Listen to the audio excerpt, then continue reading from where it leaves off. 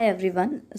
Lastly we have started this Mendelian disorder and Mendelian disorder में already X-linked disorder discuss किया था हम लोगों ने. Now the autosomal recessive disorder. X-link के अलावा भी autosomal recessive disorders भी हैं जो हमें डिस्कस करने हैं. In this autosomal recessive disorder, the first most important disorder is sickle cell anemia. Sickle cell anaemia एक ऑटोसोमल लिंक रिसेसिव ट्रेट है. ये ट्रेट ट्रांसफ़र होता है पेरेंट्स से उनके प्रोजेनीज में, उनके ऑफस्प्रिंग में, जब both mother and father are carrier, that means heterozygous condition में होगा. This disease is controlled by a pair of allele that is HBA and HBS.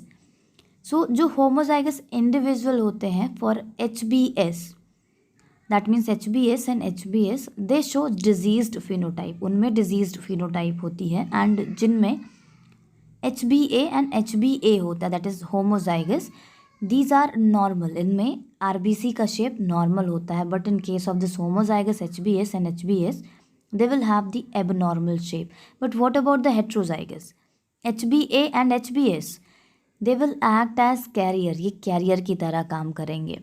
So जो हेट्रोजाइगस इंडिविजुअल्स हैं वो कैरियर हैं, जो होमोजाइगस HBS वाले हैं वो डिजीज्ड होंगे, एंड जो HBA होमोजाइगस हैं दे विल बी नॉर्मल. ये डिजीज़ होती क्यों है? ये डिजीज़ होती है due to the point mutation. एक माइन्यूट न्यूक्लियोटाइड में एक चेंज हो जाता है, उसकी वजह से होती है.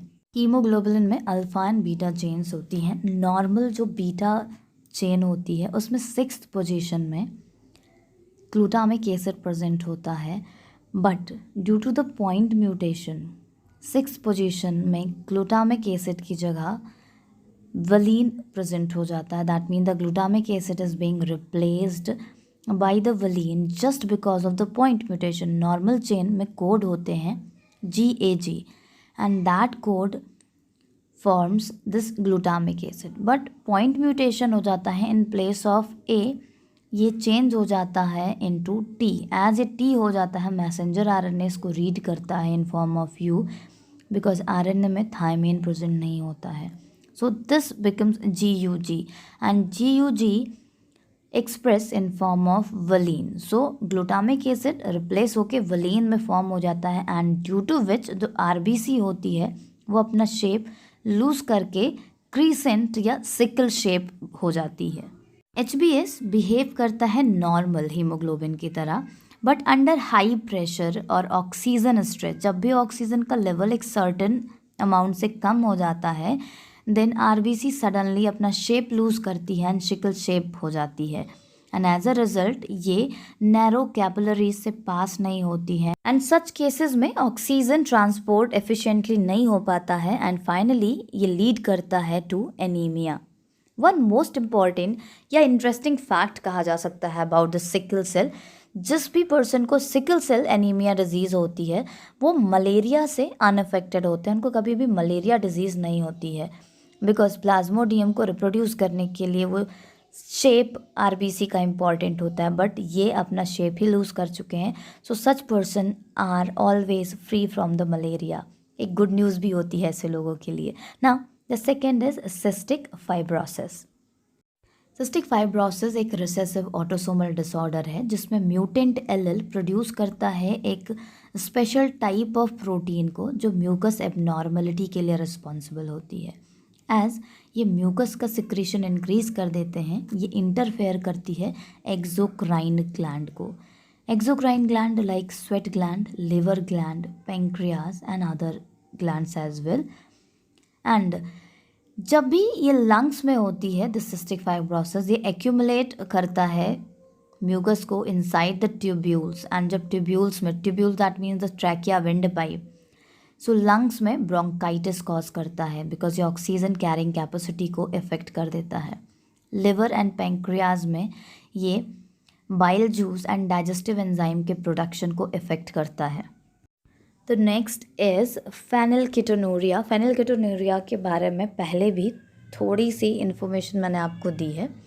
फेनिलकेटोनूरिया एक ऑटोसोमल रिसेसिव म्यूटेशन है जो क्रोमोसोम 12 में हो जाता है, एंड ये होता है due to the deficiency of enzyme in liver. हमारे लिवर में नॉर्मली एक एंजाइम होता है दैट्स कॉल्ड फेनिलएलानिन हाइड्रोक्सिलेज। ये फेनिलएलानिन हाइड्रोक्सिलेज रिस्पॉन्सिबल होता है एक अमाइनो एसिड को ब्रेक करने के लिए।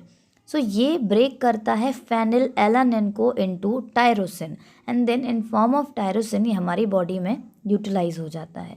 But as phenylalanine hydroxylase present नहीं होता है तो फेनिलएलानिन ब्रेक डाउन स्टॉप हो जाता है एंड ये हाई अमाउंट में एक्यूमुलेट होने लगता है हमारे ब्लड एंड टिश्यू फ्लूइड में।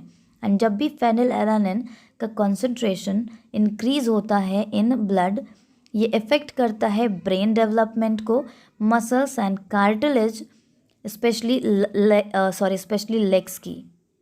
एंड जो डिफेक्टेड पर्सन होता है that person is not able to walk properly.